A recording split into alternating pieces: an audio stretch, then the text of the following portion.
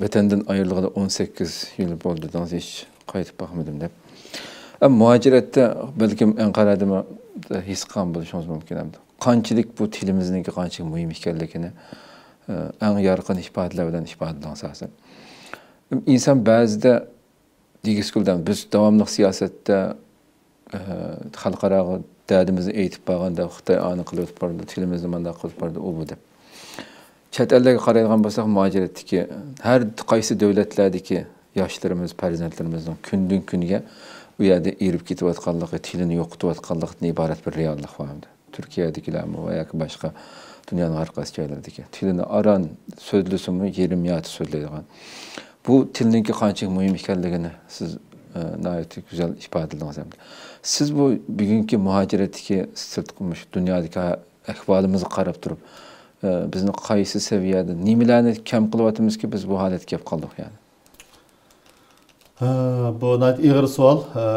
Bu degan Alisher Navoiyninki so'zimday ko'ngil xazinasining quli tildir va ol xazinaning ochqichi tildir.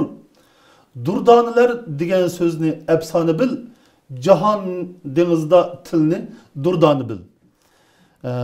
İnsanni söz eyledi juda hayvandın, bilkim göhri şerifraq yo'q andin, deydi Hazreti Alisher Navoiy.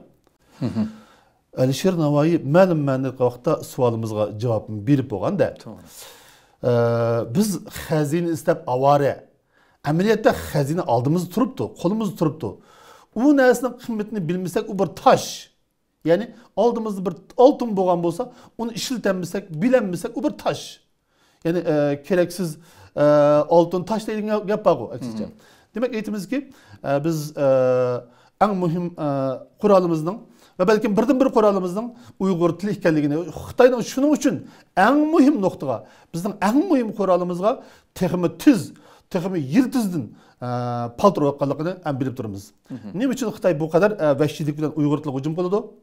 Ne için biz bu kadar anqavlık bilen Uygur diliga muamele qilamiz? Bu oturusda nihayet azaplaydigan bir tragediya yatıdı. Ma'lum qaraqtimizda her bir Uygur hiç qandaq sebepsiz, yani şartsız halda Uygur tilinin ustası, Uygur tilininki muallimi bolmak lazım. Çünkü bu bir milletin esası buluş için evvel o tilini bilişi ve o tilinin mütehassisi buluşu ve özünün farzandlariga qaldırışı elbette o birinci şart. Meyli German, meyli Grik olsun, meyli Fransız, meyli İtalyan, ya Arap olsun, elbette hiç qandaq bağını sebepsiz özünün milletinin tilini özünün farzandlariga şu kadar estaylıkla ügüdüdü. Bizden baldırımızı kaldırılan mirasımız altın gümüş bulmazsa gerek. Belki en mühim neyse Uygur tili buluşu emmeden zürür. Çünkü ata babamızdan kalan barlık nesle, bizden barlık miraslarımız ve onun için en mühim, en güçlerimiz Uygur tili arkalı kegen. Yani meyli Uygur mukamları bolsun, meyli Uygur klasik edebiyatı bolsun ve bunun münasebeti nurgulagan bizden en güçlerimizin hemisi fakat Uygur tili vasıtası bilen giderledi.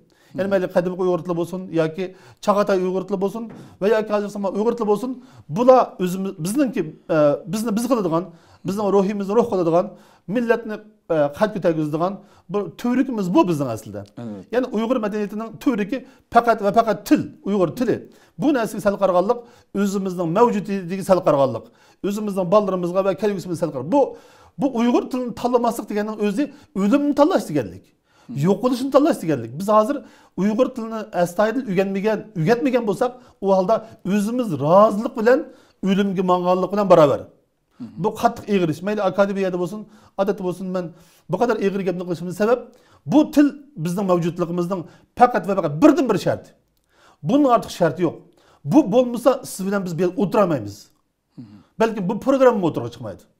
Demek bizning barliq mavjudiyatimizningki konkret sohalardan hammasi fakat mana shu tilga, yani ana tilimizga, yani ko'ngil xazinasining tili bo'lgan, qulupi bo'lgan va ham ochqichi bo'lgan, abi degan ham atom kuchi ham yadro kuchi bo'lgan bu narsa fakat biz uchun Uygur tilidan iborat. Tamam. Allah razı olsun.